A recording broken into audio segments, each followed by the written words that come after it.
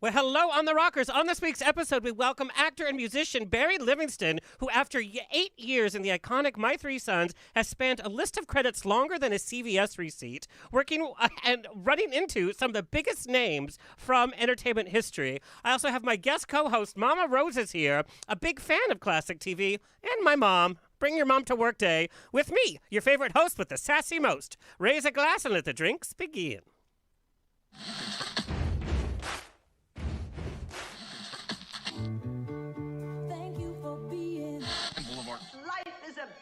And most poor suckers are starving to death.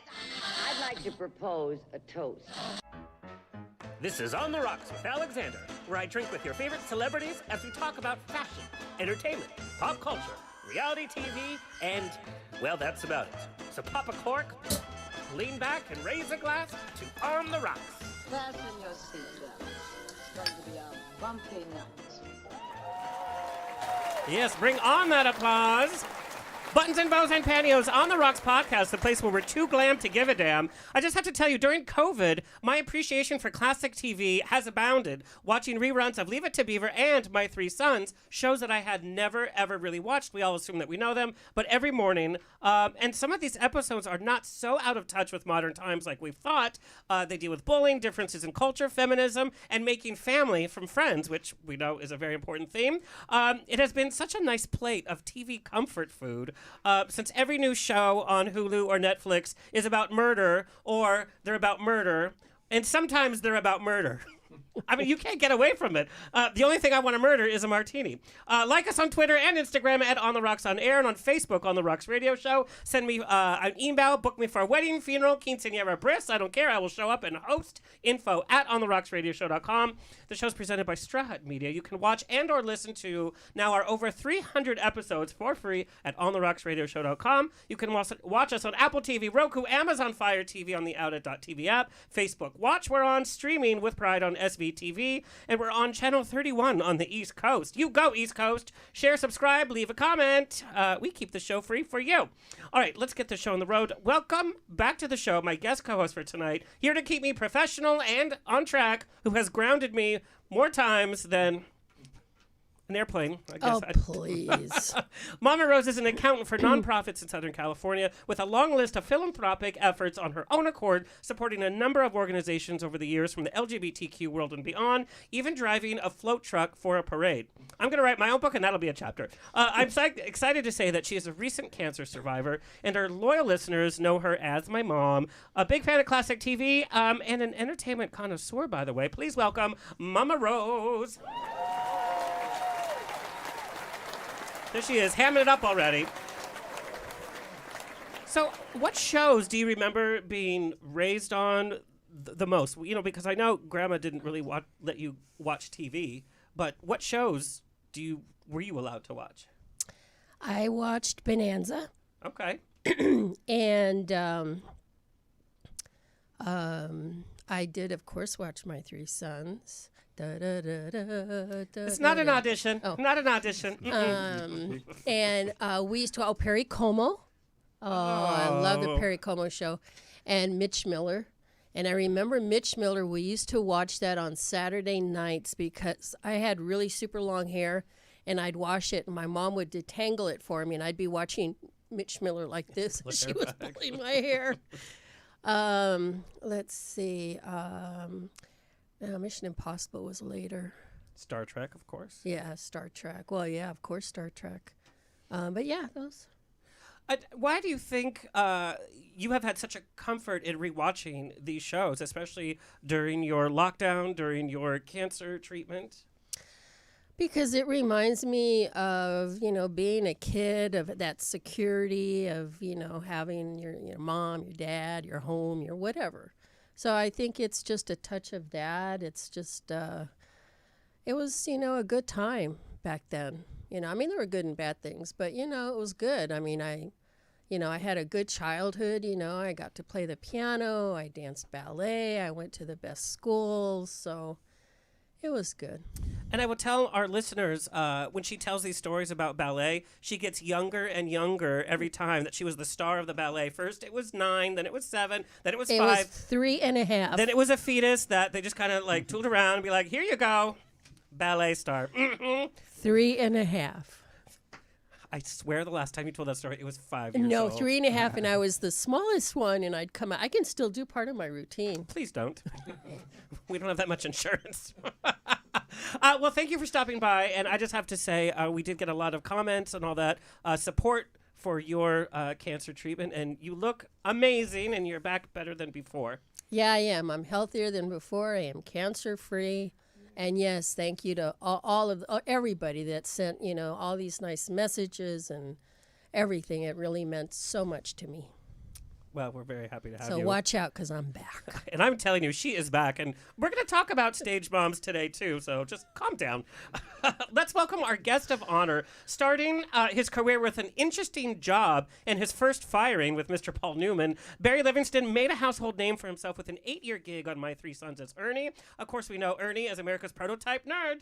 And I tell you, nerds are a hot commodity now. So, it's really set it up. Nerds are very, very hot. He worked on The Lucy Show, Ozzie and Harriet, The Dick Van Dyke Show, Giggles and all, Mad Men, 2.5 Men, Desperate Housewives, Will and Grace, The Social Network, and his newest film, available on Amazon Prime, which I watched this week, Notorious Nick. He's worked with Mickey Rooney, Debbie Reynolds, Martin Landau, Jerry Lewis, Jackie Gleason, Cara Malden, Roddy McDowell, Neil Patrick Harris, Adam Sandler, Forrest Whitaker. That is just a small portion of this list that goes on and on, including a kiss of sorts with Miss Myrna Loy, and hanging out with Elvis, watching Popeye in his limo, as that's every kid has done. His memoir, The Importance of Being Ernie, tells all in a touching, honest way.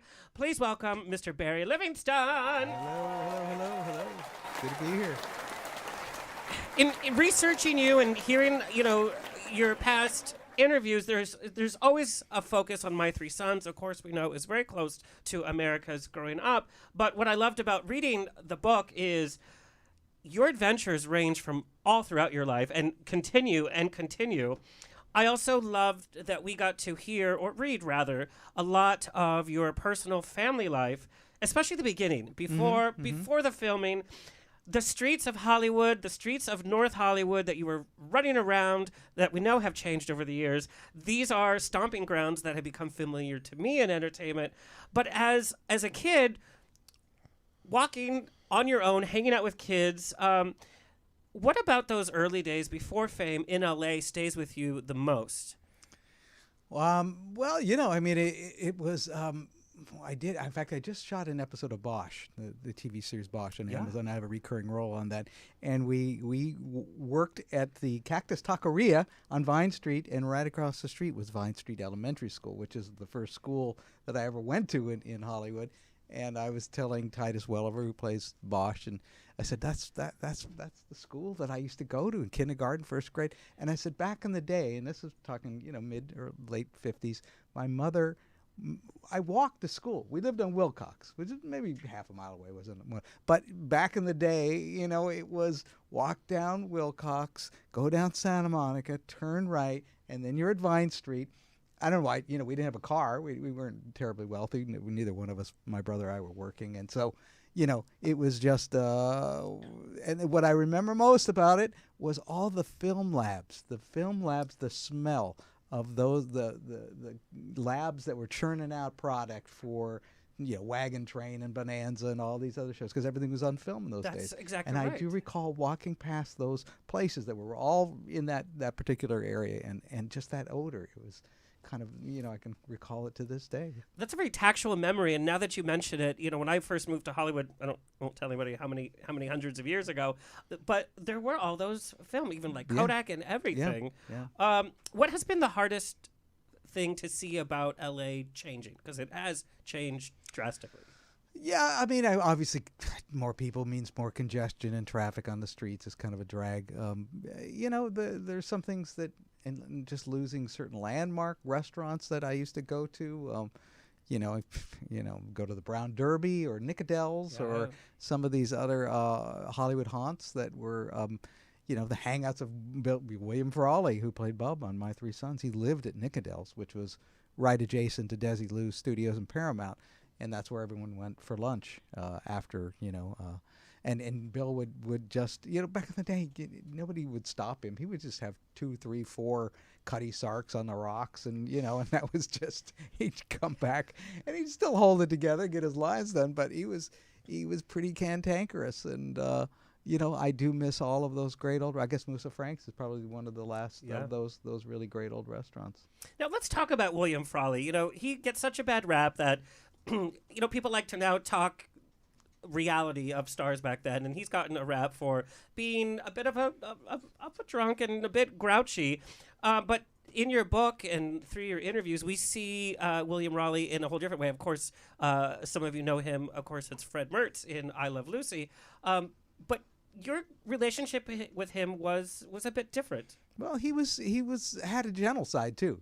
People knew him as Fred Mertz and cantankerous, and he and Vivian Vance had a pretty strained relationship, and some of that was real, some of it was exaggerated for the show. But he had a very sweet side too, and he was very thoughtful. I know he bought my brother a surfboard when the surfing craze became like a big deal for his birthday. And he loved it. He loved to swear, number one. And so he thought every time he lay together a string of obscenities, if he blew a line or something like that, he would exaggerate it because he knew my brother and I would just fall on the floor because he would go on and on and on, and it was very, that was Bill, but he was doing it sort of because he knew it would get a reaction from us. He was kind of upset, but the fun part was he knew he was going to get a laugh from my brother and I. What's funny, when we started rewatching My Three Sons, it was during his transition episodes, because I actually didn't know that he was, the original kind of Mr. Mom, so to speak, right. Of the household. As a kid, when this transition happened, was it something that was like drastic, or it was just because the show lasted 12 years, but there were marked changes. Do you remember when that transition? Yeah, and especially because things like that really didn't change. You didn't see a main character like that go off, and then here comes another one. Here comes another mean nanny. Yeah. Well, it was a difficult thing. I think you're talking about when William Demarest took over for William Frawley, because Frawley became, he had health issues about the 4th or 5th year, and they couldn't get him insured. Before every shooting season, you have to go have a physical, and they determined that he was not well enough to go ahead safely, and because he could perhaps just expire right there on the set, which almost is what happened. But anyway, they said we can't rehire you, and it was difficult because Bill Demarest was a competitor of his, and there was no love lost between these guys. So to have your competitor and a guy you didn't probably care for that much anyway come in and take your place, it was a pretty frosty day that they had I think a scene or two together. And it was tough, and then sadly, probably 2, 3, 4 months later, Bill passed away right in front of Musa Frank, in front of. Oh, I did not know that. Yep, he collapsed outside of right on the Hollywood Walk of Fame, which is crazy. Yeah. Well, and he was raised from the vaudeville where you just worked and worked and worked and worked. So I think not working probably kind of broke his heart. I think it broke his heart. Yeah, he was again pretty weak and frail, and but I don't think that helped him at all to lose because he loved being Bub. He loved being America's nanny to the uncle to the kids, and he absolutely adored that and he was before that Fred Mertz was just so iconic. So he had a great career in the last probably 10 years of his life. He was an idol, but millions and millions of people knew him. And you and I were talking about this. My Three Sons was very pure. It was the all-American kind of sitcom. But when you think about it, and we literally were just talking about this the other day, you have all these men living in a house. It's so unconventionally American, yet it remained with wars happening and all these changes in television itself. It remained pure in terms of its energy and its honoring the kind of all-American family. Yeah, my brother and I were children of the 60s. In our real lives, we were going to public schools. We didn't go to any Hollywood professional schools when we weren't working, so we knew what was happening. There was a whole cultural shift and a revolution in the streets. We had a little bit of a problem that the producers kept My Three Sons trapped in Pleasantville, particularly as it got towards the late 60s. When the whole revolution was happening with psychedelia and the Beatles and Stones and all, it was just a big upheaval. So, but then we would go back to work, and we were in some time warp where no real problems really occurred. The worst was like I couldn't find my skateboard, and I had a prom to go to that my date, forgot my address or what. I don't know. It was very, very light. In retrospect, it's very comforting to look at these shows. It couldn't have been all in the family. Like suddenly, Fred has a heart attack, or Dad, Uncle Charlie gets terribly ill. Those kind of storylines would have been completely out of character to the show. Can I, when you were talking about public school, one of the things in the book that I found very interesting was that, I've always thought of a kid, child actor, you go into school and you're like, hey, yeah, you're all that. But you explained that it was hard because people expected you to be Ernie. Mm-hmm, yeah. And when you weren't, it was a problem. Yeah. No, it's hard enough growing up as a kid and finding out who you are and your identity and coming to grips with that. And then layer on top of that this expectation that everybody else has of you, that you should be like this. And really, the older I got, I'm going, well, I'm not really. That's a character that I play.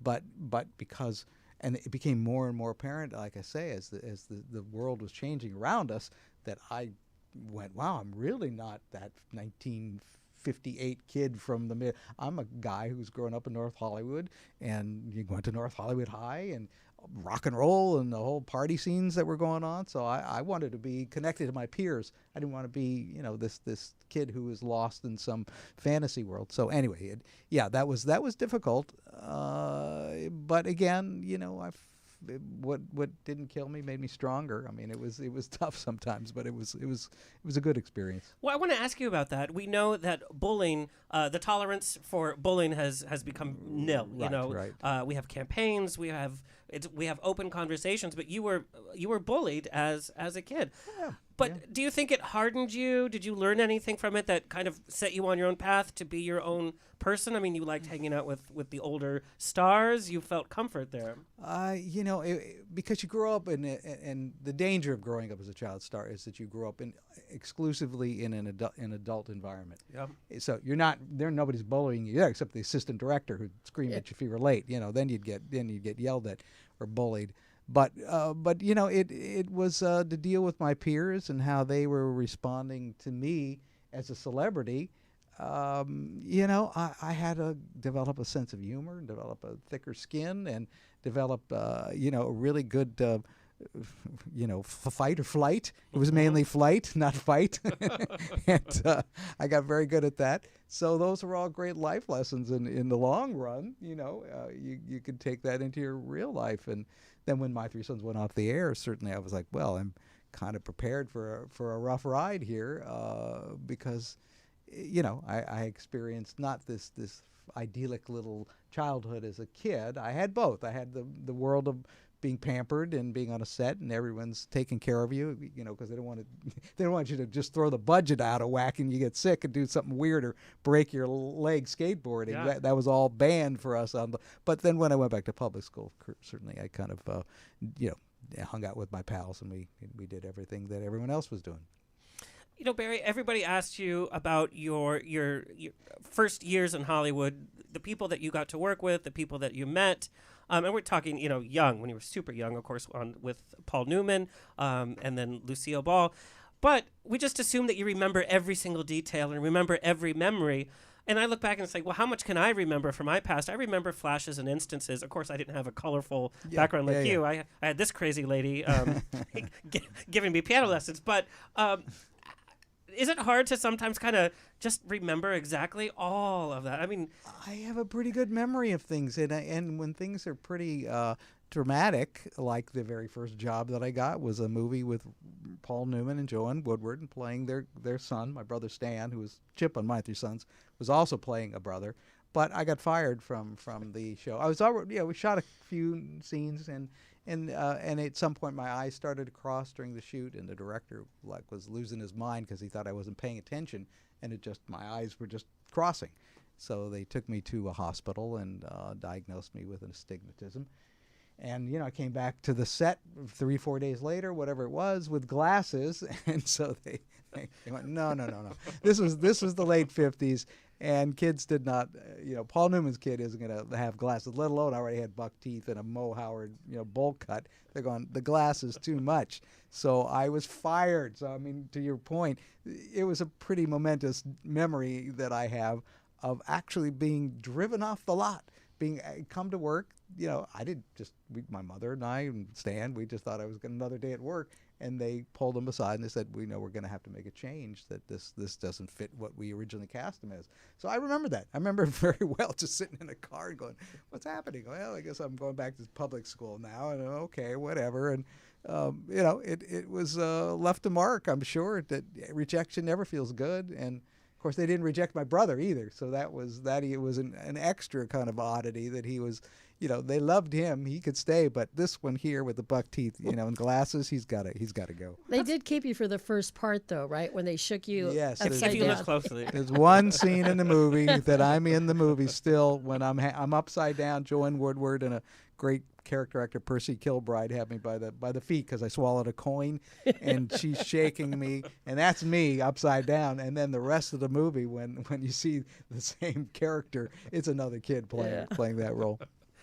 Why didn't you try doing that with me when I had the bean up my nose? I got a stick up my nose. They couldn't figure out what to do. I thought they were going to have to take me to the hospital. Oh, But see, I remember something like that very clearly. I was super young. With that nose, can I say? Oh, well, there you go. There you go. You were born into a show family of sorts. Your father owned movie theaters, which kind of instilled their love for films and talking about actors. And your mom was actually a fan dancer. Oh, yeah.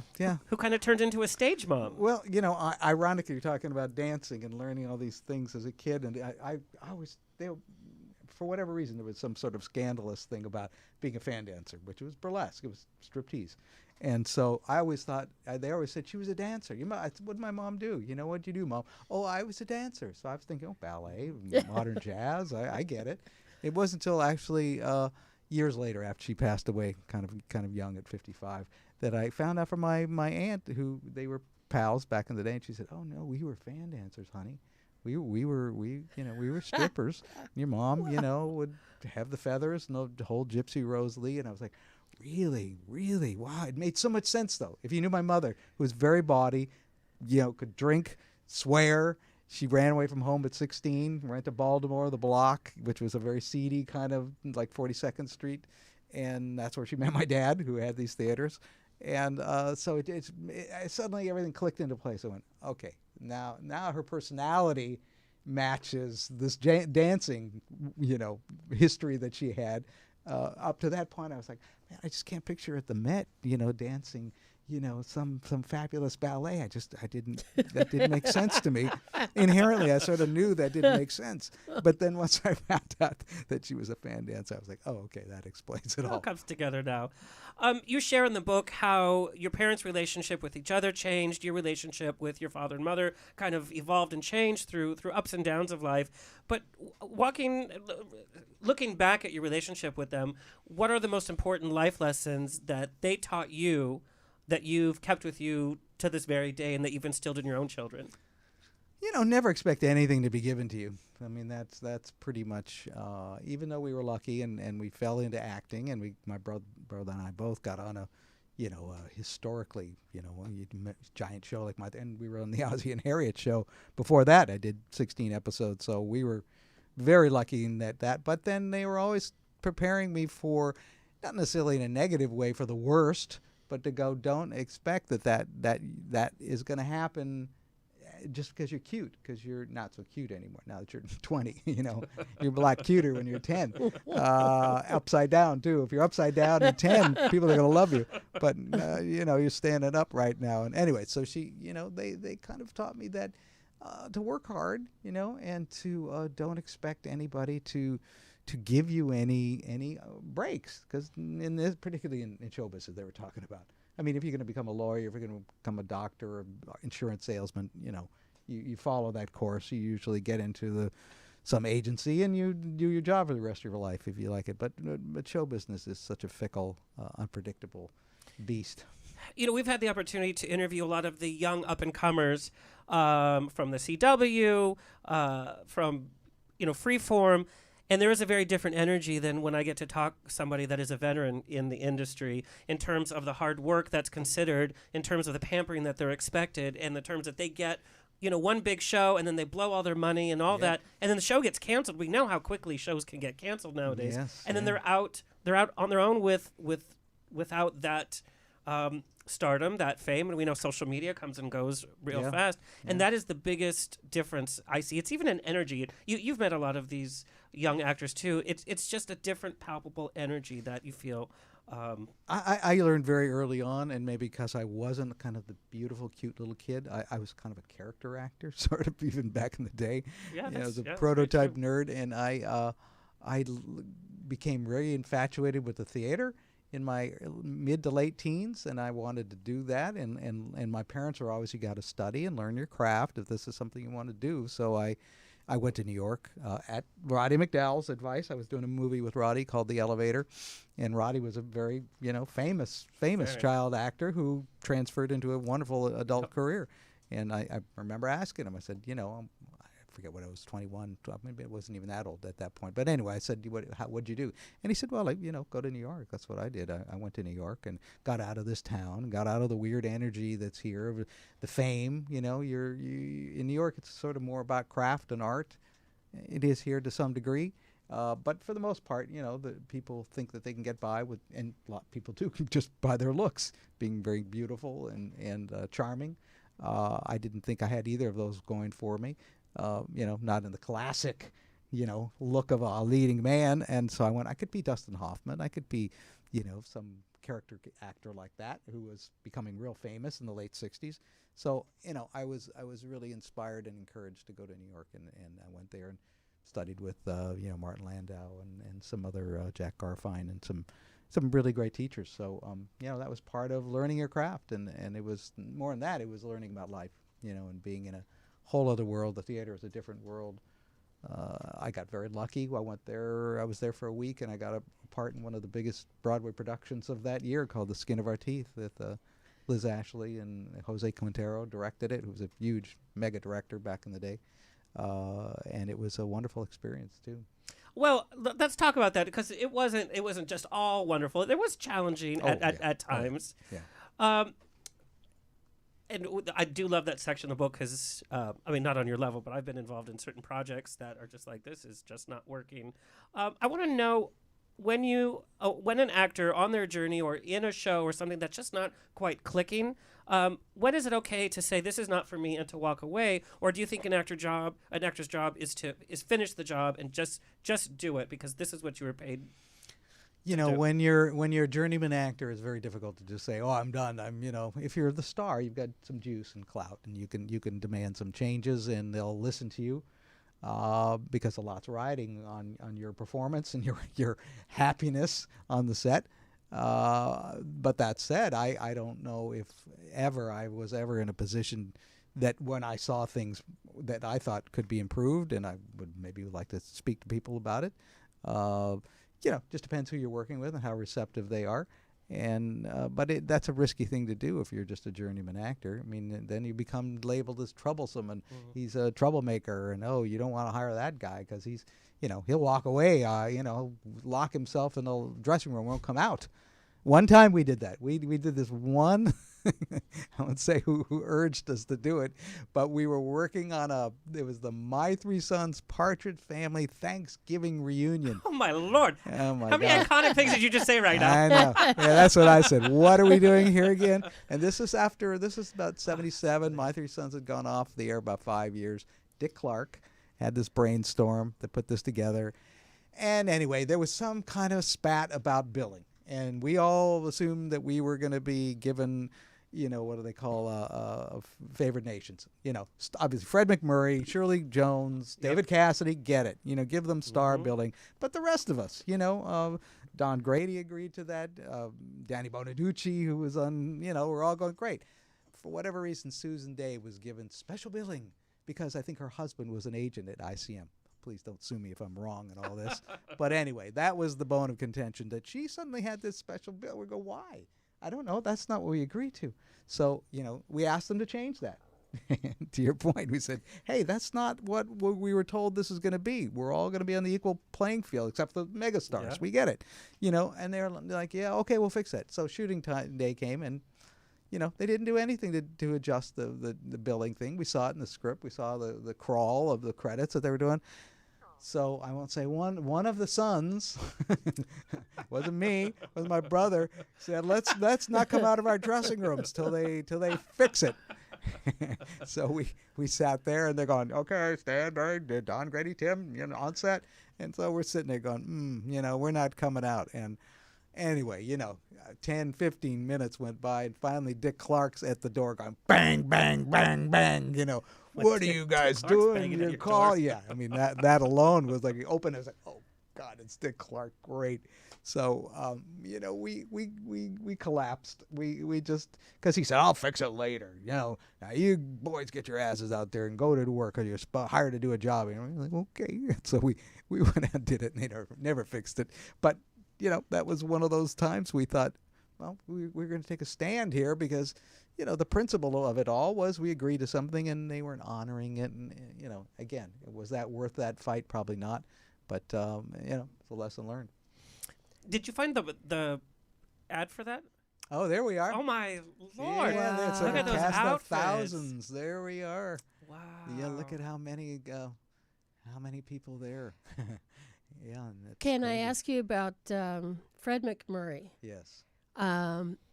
I guess when he was doing My Three Sons, because he and his wife had just adopted twins. Yeah. So he didn't want to be doing the movies anymore. So he wanted something where he could work, 8 to 5 and go home and be close to home.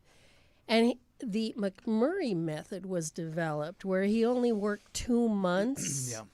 Yeah. How did that even work? Yeah, it was probably a little bit more than 2 months, but still, and back in the day, we weren't doing 8 episodes, which is what the normal run of a series now, like Bosch is 10 episodes are done. Yeah. So we would do, back in the day, back in 60, when they first did it, it was 48. They would shoot 48 episodes. That just boggles my mind when you think about it and Wow. like what we've gotten used to nowadays. Yeah. But again, they had this deal with McMurray to shoot every scene that he was in first in every script, and you could work out 10 scripts a day rather than starting on day one of an episode and finish it after a week. The whole thing's in the can, all close-ups and everything's shot. So they would just do master shots and Fred McMurray's close-up and then move on to the next scene. And they would do that, 4, 6, 7 weeks maybe, and then Fred would leave. And then we would work for another 4 or 5 months doing all the scenes that Fred wasn't in. They would pick up close-ups that would match that they already shot with Fred 5 months earlier, and now you're doing your close-up with a woman on an apple box. That was in the editing room. They put it all together. You don't know the difference. Well, no, but you're also So growing. Like you're confusing. physically growing. We were that was a problem. I mean, you could gain 5 pounds or 8 or grow 3 inches. Well, not me, but some people did.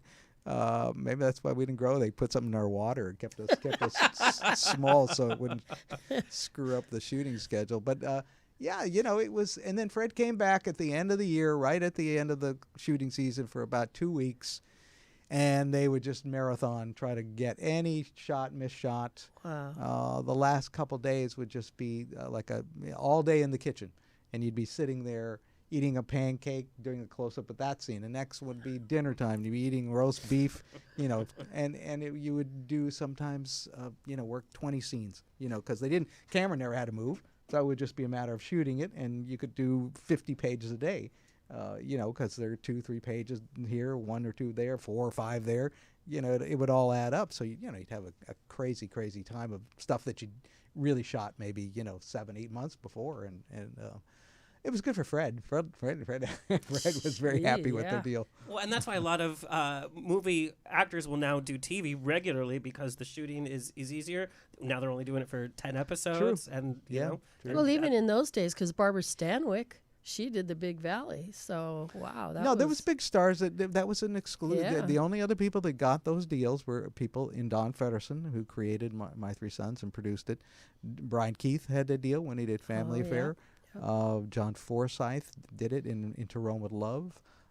There was the Smith Family, which wasn't successful, with Henry Fonda, and I don't know that Ron Howard was playing his son, and a couple other name actors I can't think of. But they all he lured all these, he'd play golf with these guys and pitch them these ideas, and they were all variations on My Three Sons, frankly.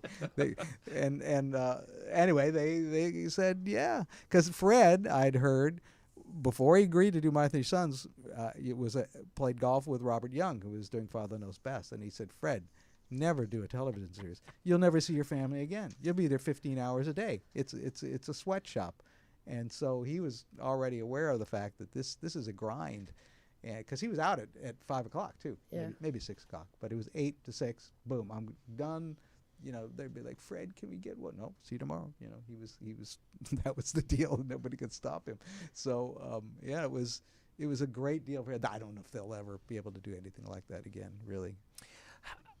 But you having to go through that kind of process, learning the script, and as a kid, you were doing commercials, you were doing all kinds of things. So having to learn the script kind of out of order and then being in a different place for the rest of your scenes, and even the whole style of acting at that time. We know from your book, after the show, and later on, like doing the theater, you really studied acting at a very different level than television acting. At what shift did you kind of, as an actor, feel like, okay, now this is how you act? Well, the first acting lesson the really best first acting lesson I got was from Ozzie Nelson, and he basically said, here's what you got to do, because it started with a scene where we were in the kitchen and I was eating ice cream. My favorite. This is one of my favorite parts of the book. I love this. And there's a picture too. It's a great scene, because all kids, you put a bowl of ice cream in front of a kid, he's going to focus on the ice cream. I had lines to say too. That was part of the story, but I was going to eat every single little drop of that ice cream, and I was shoveling it in, and my lines would come and it would go, and he finally, said he understood. He was a sweet man, understood how to work with kids, and he just said, Barry, here's what I want you to do. You eat as much ice cream as you want. He said, but when you hear somebody, your cue, just make sure you look at them. Just look at them, or maybe just before you line, look at them and listen to what they have to say. And then I've given you the line. You just say that line. Don't put anything in it. Just let it happen. And that was a great lesson. That's just listening and responding. And that's one of the real foundations of good acting, is just, if you're a good listener, you're halfway there to keeping it spontaneous. So anyway, that was the first good lesson. Then afterwards I did go study formally with like I say, Martin Landau. I studied with it for a couple of years, and I took classes with Marcel Marceau, strangely enough. Some other really fantastic other teachers that came into town and offered classes, Stella Adler. But primarily I studied with Jack Garfien at the Actors and Directors Lab, and then Marty Landau, who had his own classes. Marty's very much actor studio kind of guy. But that was my foundation. Well, and a lot of these names, and the natural way that you act, just like when you were the kid with the chocolate ice cream. That's how a kid would act. There's just something, that you're just very genuine and very natural. Like, okay, I'm acting. Even with the Notorious Nick, that comes through. It's just something about you. You're just, human doing it, and just very natural and very. I'm Notorious Nick, being this film that's out on Amazon and DirecTV and Vudu and all these other platforms. It was an interesting challenge, because it's a different character for me. I do play a lot of doctors and lawyers and accountants, and this was the world of mixed martial arts, and I was the trainer and the wrestling coach of the. And tough love too. Yeah, and I actually researched it. I was great, because I got to go out to El Camino High School here in the Valley and watch the wrestling coach in the class, and there's a whole heck of a lot of testosterone and competitiveness in that room, and to kind of be the teacher that's got to hold it all together. I modeled it after a guy that I watched him and how he worked with the kids, and it was a multi-layered kind of character, so it was a great challenge. But again, you got to bring a listening factor and just relax and kind of listen to what's happening in the scene and bring your. Well, we know from theater, not listening, the audience can tell right away because there's not that chemistry, there's not that intimacy in really listening to somebody, which is really evident in theater. So Notorious Nick, for our viewers, it's based on a life true story, tells a story of a one-armed MMA fighter who gets a rare chance to fight for the lightweight championship. It's around Nick Newell, and you play the coach, like I said. But the star of the film is Cody Christian, who also stars on All American. We've interviewed another cast member from All American. Very popular show on CW. Everybody loves it. It must be interesting to watch young actors, having been in that position yourself. What are young actors doing right? What mistakes are they making?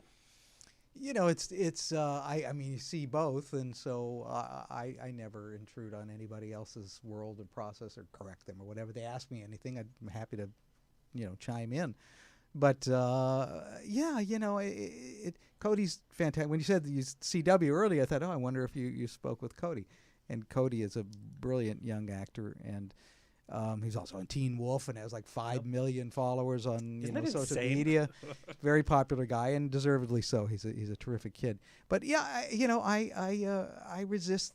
I enjoy the elder statesman status that I have now. And that started about 25 years ago. Actually, I think a breakout role for me to transition into an adult career was working on Doogie Howser, MD. Yes. And I had a recurring role as a doctor on that. And I remember telling Neil Patrick Harris.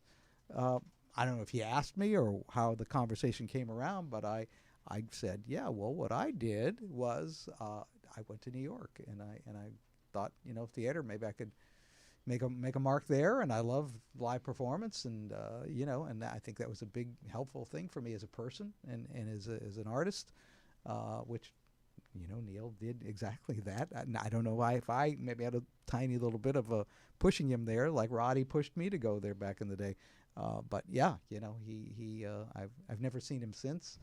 I'll have to ask him if he remembered that. But anyway, he's very successful in Rent and all the other great things. Rent, Sweeney Todd, Company. Yeah. But talking about that role in Doogie Howser, it was so nostalgic to see, because we know Neil Patrick Harris was cast as such a young kid. We saw him kind of grow up on that show. He was kind of the nerdy doctor when he first kind of started. So you kind of being in there, it was a nice juxtaposition. Yeah. It was maybe that's why I got cast. I don't know. Maybe the producers thought that would be some subliminal level to this whole world, or maybe they wanted somebody like me just on the set to talk to Neil. I don't know. But nonetheless, he didn't need my help to be the great actor that he is today, I'm sure. But it was a fun role for me, because it was the first time that I wasn't a goofy, nerdy college kid. I was the guy with the answers. I was the doctor. I was the older doctor who could, when Doogie was confused, I could set him straight. And I'm going, well, that's a step forward for me, really, as in my career, that I get to be that guy now, the guy who has answers, not the befuddled young college student that knows nothing and chasing all the girls and tripping over his own feet, which was the real Barry, actually. So that really was me. But well, it was fun reading about your foibles with ladies here and there, and and then ultimately falling in love. We got some questions from fans. One of your fans wants to know is, which Hollywood star meeting were you most starstruck by? And it could be at any point in your life. Oh my gosh. Well, most recently I did an episode of Castle, and Dean Norris, who played Hank on Breaking Bad, I just was like, I didn't know, you don't know who's casting anything until you get on the set, and I went, oh, it's Hank, because he's so good. He's so good in Breaking Bad. And I just went up. I said, "Look, I hate to go all fanboy on you, but I got to get this out. I got to tell you, I just absolutely loved what you did on that show, and the series is so great. And I just got to tell you that." And he took it well, but I was truly, knocked out by that recently. Back in the day, Myrna Loy, working with her on the Elevator, this movie I did, I knew her, the legendary status as a major star. Watched all the Thin Man You're movies. addicted to those movies. Yeah. And Asta the dog. I think I asked her about the dog and stupid questions. But she was beautiful, and it was a wonderful, great time to get to work with her. Can I ask, so how do you feel, excuse me, when people come up to you and say, oh my gosh, you were such an important part of my childhood? Well, it's touching, you know, and I mean, I understand the importance that people, you know, that if you can touch anybody and make them feel good, at least this day and age anyway, it's a good thing. But it's a wonderful thing to be a celebrity. I mean, in some ways, you know, there's some drawbacks, but it's how often, you know, I've been blessed with this thing that I walk through life, and a stranger will come up to me, and you know, and they'll bring you home for dinner. You know, they'll do what you can sleep at their house that night if you wanted to, and that's a pretty, you know, I'm a total stranger to them, really. You know, I'm not that character. Right. Like in high school, I'm not Ernie. You know, I'm Barry. I'm some other guy that you think is Ernie, but I'm not. And what I'm getting at is how lovely that is in life, to go through it where people are happy to see you and they don't even know who you are, but they're very happy to see you. And that, you know, what a blessing that is, that you get this little bonus in your world as you travel through life, that people, you know, are pleased and grateful, and that's you know, it's touching, really. I mean, I think. Well, you have a very positive spin on it, because when you look at all of your credits, from IMDb credits and theater credits and everything that you've done, yes, you were on the show for a number of years, but that was at the beginning, really, of your career, and you've done so much since then. So is it ever frustrating as an actor to be like, okay, but this is how I act now, this is who I've become, this is some of the important roles I've done since then? I'm over that. You know, there was the moment in my career and life where I was like, gosh, I don't want to be like known as Ernie for the rest of my life. Yeah. You know, I mean, probably my early 20s, I'm going, but I was, you know, very lucky. Right after My Three Sons, I was able to do a bunch of different kind of characters, which gave me confidence that maybe I could really have a career and not just be forever known as the Beeve, you know, or Ernie or Chip or whatever. You know, that to me was kind of a thorn in my side, and I went, I don't think I want that, and I'm going to work as hard as I can to get away from that. Nonetheless, that's going to be on my tombstone. Here lies Ernie, you know, and it'll say on the front, you know, see back of tombstone for other credits, because that's just the way it's going to be. Now, when you were growing up, what TV shows were you watching? Do you ever look back on some of the shows from the past? You're like, oh, God, that shows meant so much to me. Yeah, I mean, I know, The Honeymooners. Oh, whoa, I'm so Honeymooners. And you got to work with Jackie Gleason. I did work with Jackie Gleason, yes. I did a bunch of films at Paramount, one with Jerry Lewis called Errand Boy, and Debbie Reynolds with My Six Loves, and Papa's Delicate Condition with Jackie Gleason. Small parts. My Six Loves is a good part. But that still, you know, to see an idol like that, and, you know, and Lucy. I mean, I got to work with Lucy and was actually set up as a recurring character on and that. Palled around with her. Yeah. I mean, she really liked me. I mean, she owned the lot. She shot Lucy's show there. She was the studio chief, the production chief, so she was not just an actress working on her show. And I remember the first time that, you know, you'd see her go by in her golf cart about 100 miles an hour, a cigarette dangling out of her mouth, and a bandana, red hair, flaming red. And I'm going, oh my gosh, there goes Lucy. And then one day she's whizzing by, and she goes, hi, Barry. And I was like, whoa, I crashed my bike into a dumpster or something. I was like, man, she actually knows my name. That's wild. Anyway, she asked for me a couple times to work on her show, and I was at that point a recurring character on My Three Sons. But then at one point, you know, they said, we need a son. So I was fully engaged in My Three Sons, and I couldn't do any more of the Lucy shows. But yeah, that was another iconic star that you go, wow, you know, she knew my name. That blew me away. Another fun part of the book is you talking about running rampant and sneaking in as a kid and playing around some of these sets. Oh, yeah. I love sets just as much as I love some of the actors, because they are the shows. You know, we've come to love the sets from all the classic shows, but even like Golden Girls, well, I guess Golden Girls is now a classic show as well. But the sets and just being in the atmosphere of where some of these shows have been shot.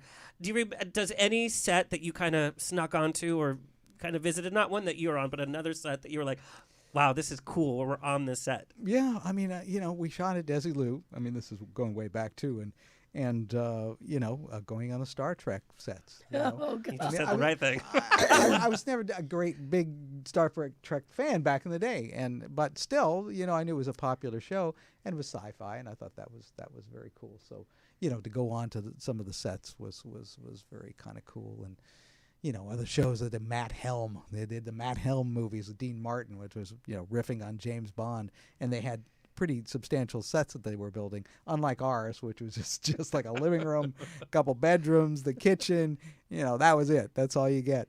And but I do recall back in the day, Fox used to have the whole Hello Dolly set, gigantic Where Gene Kelly was set. directing. Yeah, and I probably wasn't the only one, but back in the day, you could sneak into that, and prowl around there because it was just open to the street. They didn't even have it like a gated off.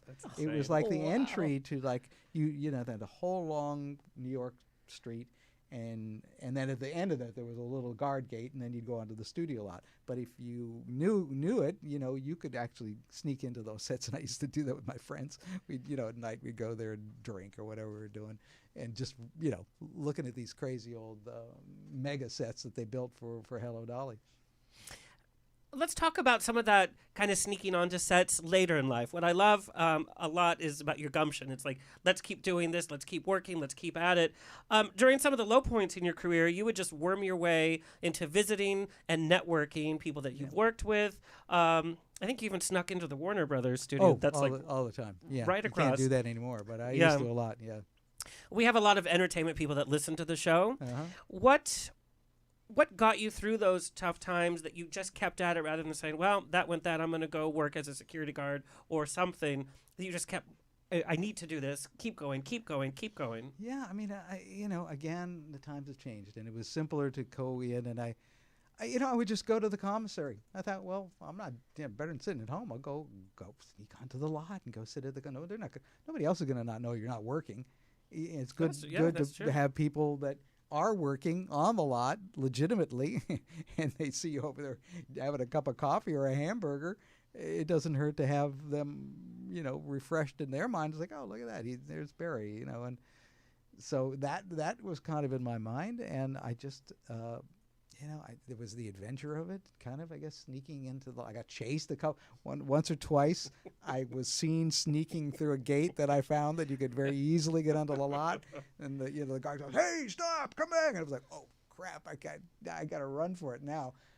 A couple of times I had one of those moments, and looking back on it, it was adventure. Never got caught. Had I got caught, it probably would have been a really sad, pathetic, Variety headline. Former child star arrested for sneaking onto the lot. But as it was not any malicious thing. Just somebody just trying to keep their foot in the game. Yeah, but you also had some misadventures. My throat. At home or right next door, when you decided to go check out Harry Houdini's. Oh, well, my parents bought a house in Laurel Canyon, right on Laurel Canyon, just next to Harry Houdini's castle, which had burned by that time. But the I guess it was a custodian's house, a pretty substantial house, was still remaining. So there was somebody there. So, yeah, it was the neighborhood kids would be, go sneak on Harry Houdini's property. It's got to be haunted, right?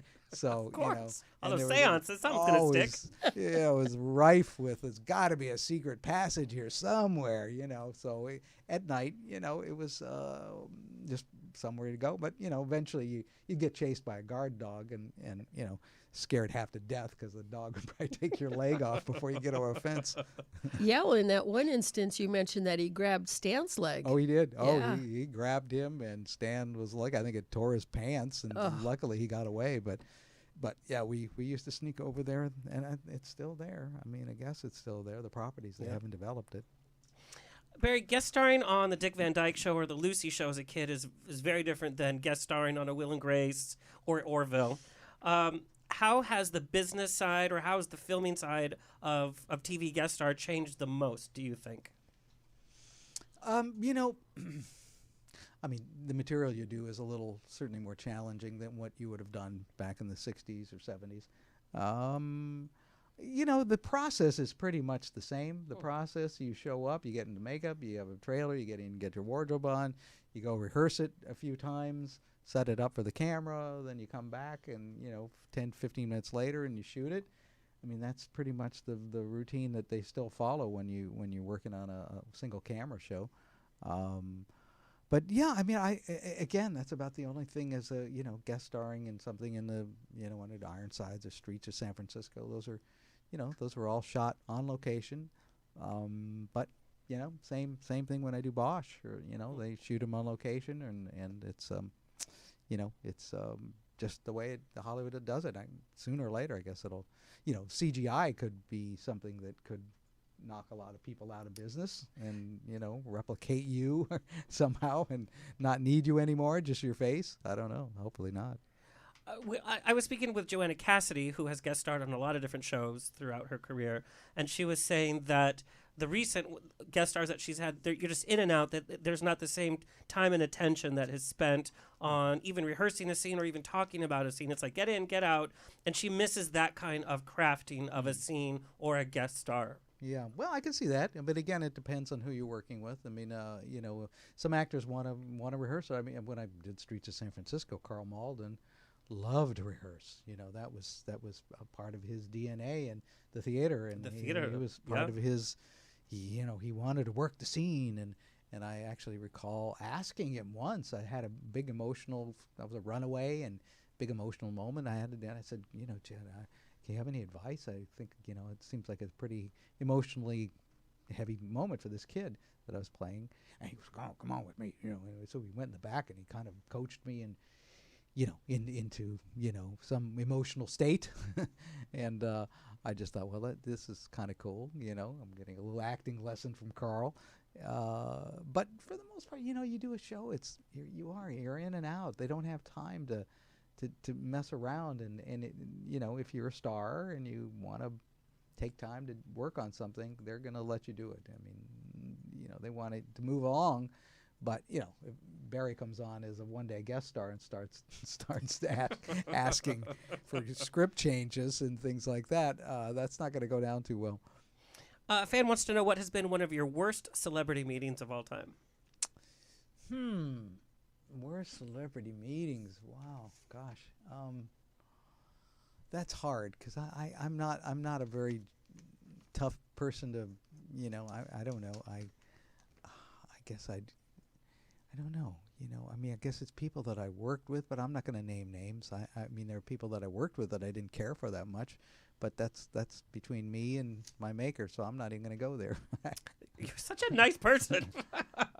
As we talked before, My Three Sons played, the end of it played during a very tumultuous time in America.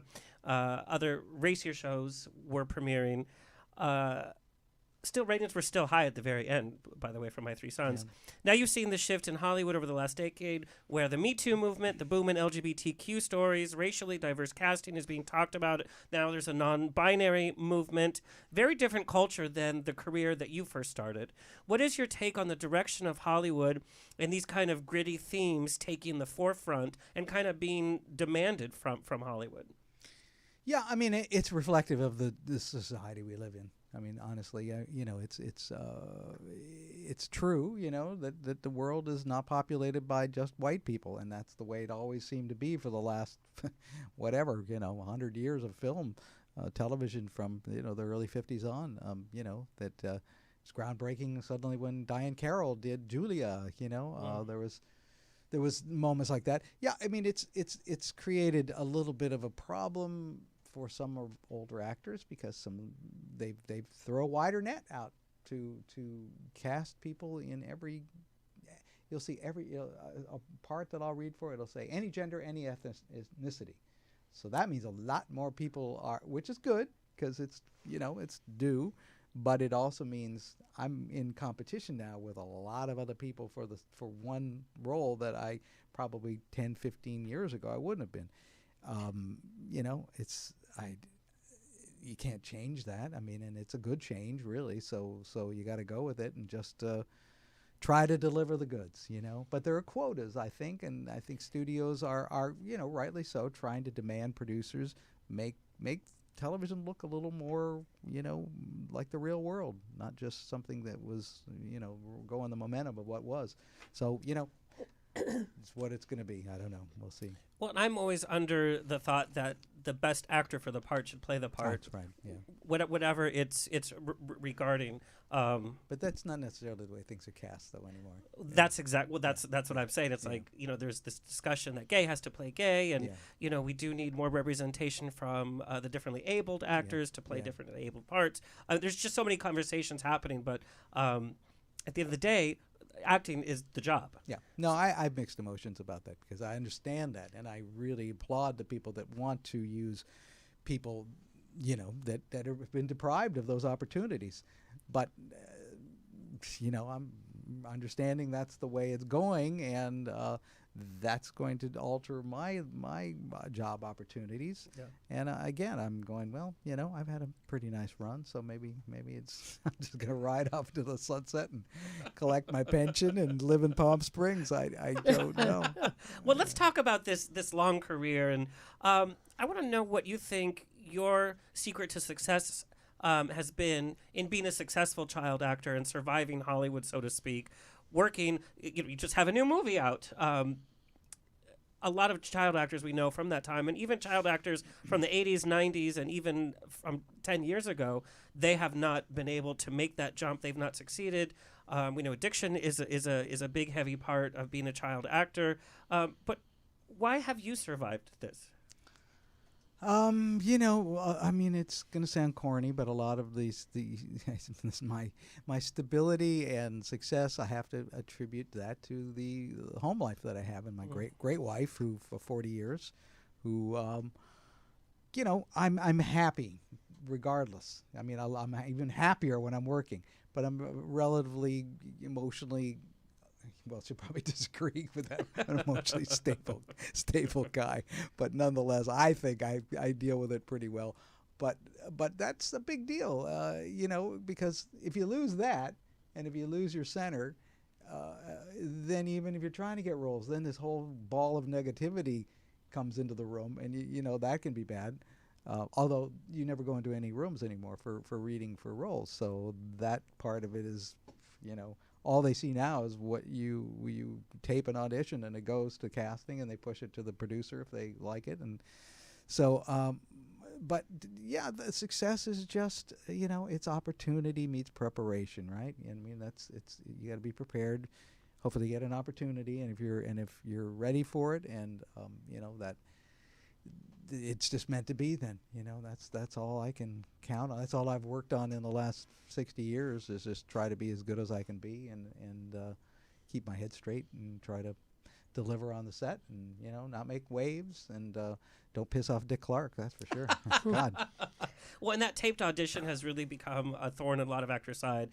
Everything during COVID was all tape. Still it's is. not going back to in the room. And I know actor friends, they say, being in the room has that energy, or now it's probably some intern that's just fast forwarding through them, not even getting to the right person. You can't get answers. I've had a couple casting people that I know, and I'm asking them nobody wants to say. Nobody really wants to tell you what the process is anymore.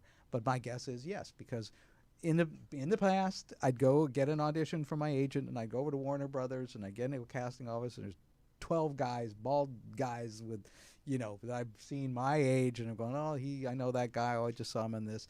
And out of those 15 guys with that one character, probably 5 of those, 6, I don't know how many, that the choices the casting people push onto the producer, and then he makes his choice. So, but now it's, they're getting submissions from Austin, from Albuquerque, from New York, from Atlanta. So, and you must be getting 100, submissions for one role. And I don't know who's the casting director. I'm sure it's not sifting through every one of those. It's got to be assistants. So that too becomes a little bit more of an impediment to employment. And that's all that's mattered to me. I like to work. That's all. Well, and I think, too, one of the secrets of your success is your flexibility, because you didn't just do TV, but then you did... You're a good man, Charlie Brown. I did the musical. You're a good man in Charlie Brown. Yeah, You're you on the did recording. theater. Yeah. You did dinner theater, which some people wouldn't, but you did and script writing. Yes. Yeah, So you know you've done that's how you've succeeded is you just I've tried to keep my hand in a lot of different things, and writing a book. I mean, that was fun, and did pretty well with that. You know, but again, it's the world. COVID changed everything, and it isn't going to go back to what we once knew. I know there are casting people that go, I don't like this, I hate this. You know, I like the interaction between an actor because they can pick up. They're looking for stars. They're looking for I would think if you're a casting director, and I, know a few, the real fun for them is to discover a really talented person that comes out of nowhere, walks in the room and blows them away. But you get that energy face to face sometimes. It's not just what you get in an audition that somebody filmed for you and you get it in. You'll see this person's got talent. But, by God, when Brad Pitt walked into a room and nailed the scene, and you go, whoa, that's a star right there. I mean, I can imagine that's probably what occurred when somebody of that, magnetism comes into a room, but you don't get that anymore. They just see your taped audition, and it, could have been rejected just because the audio was somehow scratchy, and you didn't get to see Brad at his best. And then Brad just becomes a waiter over in West Hollywood for the rest of his life. He'd be very popular in West Hollywood. He would. Well, he'd probably do better over there than he would here. This question is from an actor. You have worked with a number of directors of all different kinds, from TV, theater, obviously films. You worked many times with David Fincher. What makes a good director, in your opinion? Knowing when not to intrude on the actor and not to say too much. I mean, if something's not right, some directors, particularly young directors, and feel the need to direct. And sometimes it's best not to direct. Sometimes it's just best to, particularly if the person's delivering, but sometimes even when the actor is delivering, they feel compelled to go in and make adjustments and do this and try that. And you do that too much, and you start rattling an actor's confidence, and then that becomes a little bit problematic. And I've had that on occasion where I've found, like, wow, I thought I nailed it 6 takes ago, and I've had instances, and I won't say where and who, but I'll tell you this much. I had that in a very large movie, Academy Award-winning movie. You can probably figure it out. Hello. One Best Picture. Anyway, but Bryan Cranston, who was also in the movie, another clue, There we go. came up to me afterwards because we did it a number of times, this scene, and because the director requested me to do it a number of times, and that's okay. It's his right. But he came up to me after. He goes, any one of those takes was great. He said, any one of those was just perfect. So.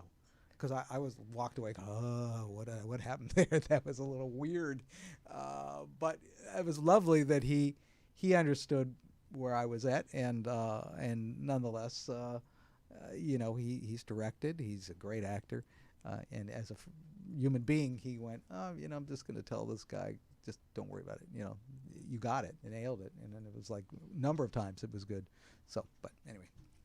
Another funny story you tell is when Martin Landau is being directed in a play that he ended up leaving. Yeah. And he had to keep doing all these different things, and it was the director doesn't even know. Well, it was John Cassavetes who we were working with, and John Cassavetes is a rascal, and anyway, Marty was starring in a play and I was in it as well, called The Third Day Comes. And I don't know, they knew each other from back in the day in New York as young actors, and Cassavetes is renowned for his improvisational acting, directing, Woman Under the Influence and Husbands and all this. But Marty wasn't taking well to his direction, and he was telling him, to come through the door backwards, Marty. I want you to walk through the door backwards now. And Marty's like, why? Because I said so. Try it. Just don't think about it. Don't think about it. Just try it. And I'm sitting in the, watching them rehearse. I'm going, I can see Marty is just really, really not enjoying this. And he was so happy. He came in a day or two later. He goes, I just got a movie, Murder at the Amusement Park with Mike Connors. And I was like, really? You're going to leave working with Jenna Rollins and Peter Falk and John Voight and John to do that? And I was like, okay, well, it worked out for him, though. He went on to do a couple of, Oscar-winning roles, and yeah. I do love the story of Martin Landau's career because it did have its ups and downs. Oh, yeah. And then we know, of course, how his career, finished off. It just amazing roles. And huge resurgence, and he, yeah. And I love, hearing, because Marty used to like his sound of his own voice.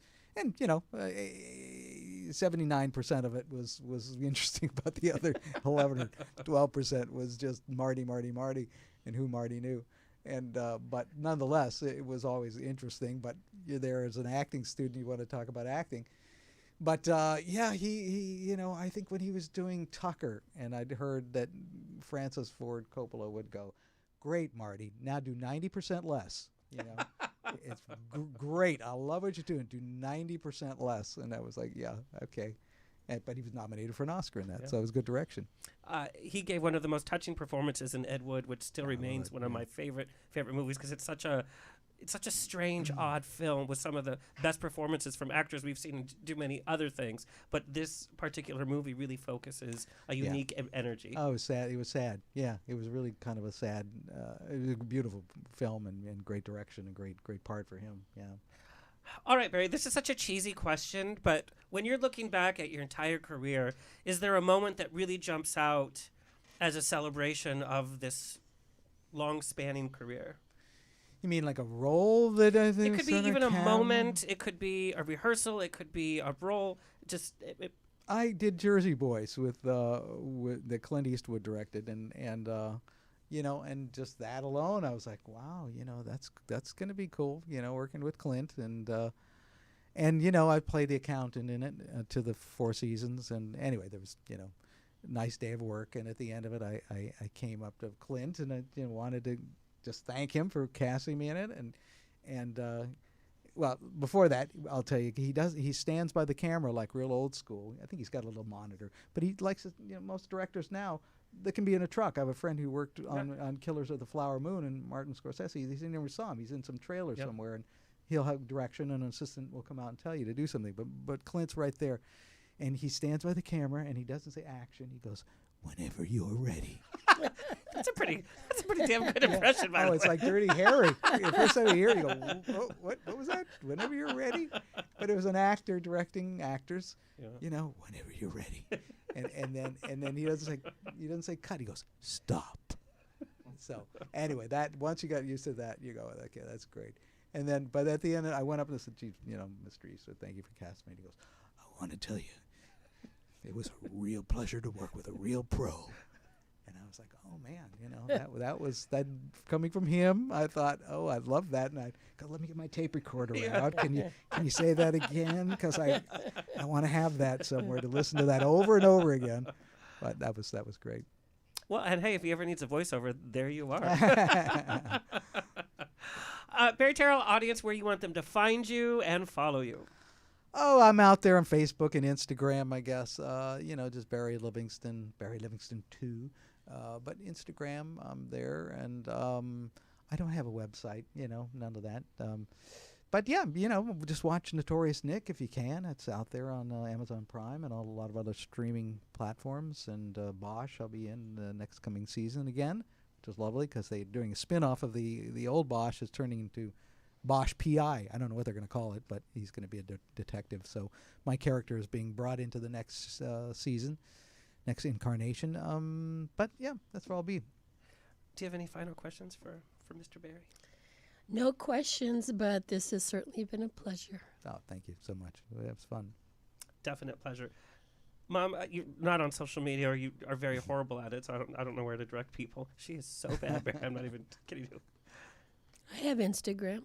What is it? Do you even know what it is? I don't know. M. Rodriguez, 5577.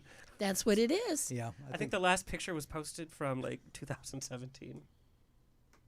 Anyway, thank you so much for joining me, Mom. It's always a pleasure to have you. And again, you can watch reruns of My Three Sons on MeTV every morning, which is such a treat. And Barry's latest film, like he said, The Notorious Nick.